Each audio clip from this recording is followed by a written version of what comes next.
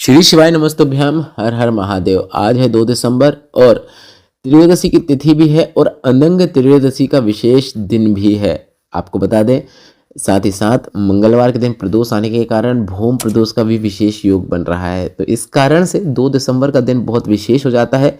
और जैसा कि गुरुजी पंडित प्रदीप मिश्रा जी ने बताया है कि अगर अनंग त्रयोदशी के दिन लड़का या लड़की जिनका विवाह नहीं हो रहा है, विवाह में अड़चने आ रही हैं, एक सरल और आसान उपाय कर दें। विशेष रूप से, विशेष तरीके से, विशेष चीज को बेलपत्र में लगाकर अगर वह शिवलिंग पे अर्पित कर दें तो उनका मंगल विवाह अगली अनंग त्रयोदशी आने के पहले पहले हो जाता है। इसके साथ ही साथ अगर किसी के कुंडली में मंगल है और मंगल दोष को दूर करने के लिए कोई सा उपाय करना चाहते हैं तो वह उपाय सिर्फ और सिर्फ भूम प्रदोष मतलब मंगलवार की प्रदोष के दिन किया जाता है, जो कि आज है। तो सभी विशेष और उपयोगी उपाय जो कि आप आज कर सकते हैं, उन्हीं की जानकारी आपको इस वीडियो के माध्यम से मिलने वाली है, इसलिए वीडियो अंत तक देखें ताकि कोई भी उपयोगी जानकारी आपसे ना छूटे। सबसे पहले वह विशेष दिन जो कि आज है 2 दिसंबर अनंग त्रयोदशी का दिन, और वर्ष भर में सिर्फ एक दिन ही ऐसा होता है जिस दिन आप कुछ विशेष और अचूक उपाय कर सकते हैं, जो कि गुरुजी पंडित प्रदीप मिश्रा जी के बताए हैं।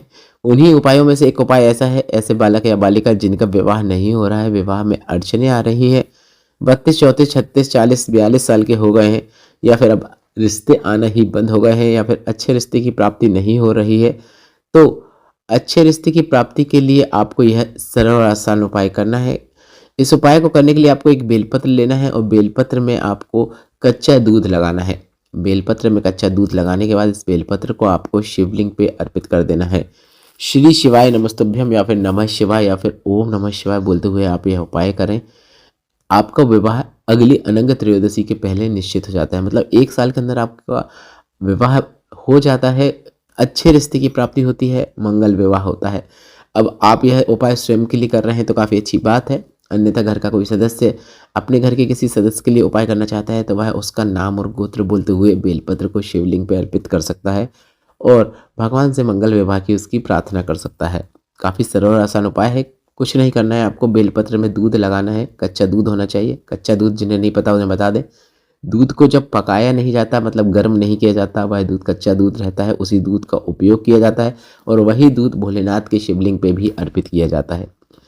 बढ़ते हैं अगले विशेष उपाय की ओर, जो कि मंगल प्रदोष या फिर भूम प्रदोष के दिन किया जाने वाला सबसे अचूक उपाय है। गुरुजी ने बताया है, अगर आपकी कुंडली में या फिर आपको किसी ने मंगल दोष बता दिया है और मंगल दोष के कारण आपके विवाह में अड़चने आ रही हैं या फिर अन्य आपको समस्याएं देखने को मिल रही हैं, तो मंगल दोष को दूर करने के लिए मंगलवार की प्रदोष को एक विशेष उपाय किया जाता है। वह उपाय इस प्रकार है, आपको एक आटे का दीपक तैयार करना है और इस आटे के दीपक में आपको 4 बाती रखना है। चौमुखी दीपक तैयार करना है, भोलेनाथ के मंदिर में जाना है। अब कब जाएंगे? शाम के समय जाएंगे, प्रदोष काल के समय जाएंगे। जिन्हें पता नहीं उन्हें बता दें, सूर्य अस्त के 45 मिनट पहले से लेकर 45 मिनट बाद तक का समय प्रदोष काल कहलाता है, तभी आपको मंदिर जाना है।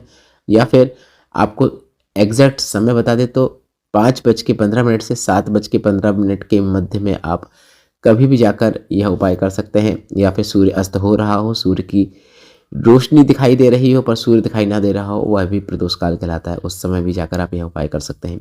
चौमुखी दीपक लेकर भोलेनाथ के मंदिर में जाना है, दीपक को प्रज्वलित करना है, दीपक में घी का उपयोग करना है। दीपक को प्रज्वलित करने के बाद भोलेनाथ के साक्षी में 7 बार दीपक को घुमा लेना है, मतलब भोलेनाथ की आरती टाइप से आपको उतार लेना है। 7 बार भोलेनाथ के आरती उतारने के बाद या 7 बार भोलेनाथ के ऊपर से घुमाने के बाद 3 बार स्वतः घुमा लेना है। इसके बाद इस दीपक को आपको वहीं पर भोलेनाथ के मंदिर में रख देना है। बस इतना ही करना है और यह एक विशेष उपाय है जो कि काफ़ी अच्छा मंगल दोष को दूर करने वाला उपाय है। गुरुजी ने कहा है यह उपाय अगर आप कर देते हैं, मंगलवार की प्रदोष के दिन कर देते हैं, तो किसी भी प्रकार का दोष और मंगल दोष आपको परेशान नहीं कर सकता है। सभी प्रकार के दोषों से आपको मुक्ति मिलती है। बढ़ते हैं अगले विशेष उपाय की ओर।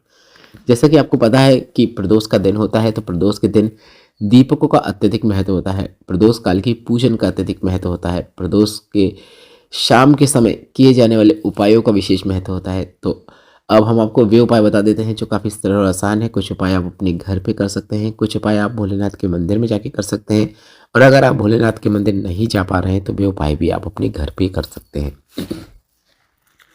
सबसे पहला उपाय तो यह है, आप जो आप घर पे करें कि आपको एक दीपक तैयार करना है जिसमें लंबी बाती हो, घी हो, और उस दीपक को आपको अपने घर के मुख्य द्वार में रख देना है और प्रज्वलित कर देना है, या पहले प्रज्वलित कर देना है फिर रख देना है। ऐसा इसलिए किया जाता है कि अगर आपने प्रदोष का पूजन अर्चन किया नहीं किया, अगर आपने प्रदोष के दिन कुछ भी अच्छा किया नहीं किया, पर अगर आपने प्रदोष काल में यह दीपक अपने घर के मुख्य द्वार में प्रज्वलित कर दिया है, तो आपने भोलेनाथ को अपने घर के लिए आमंत्रण कर दिया है कि हे भोलेनाथ, यह मेरा घर है, इस घर में आपको प्रवेश करना है और घर में अपनी कृपा सदैव बनाए रखनी है।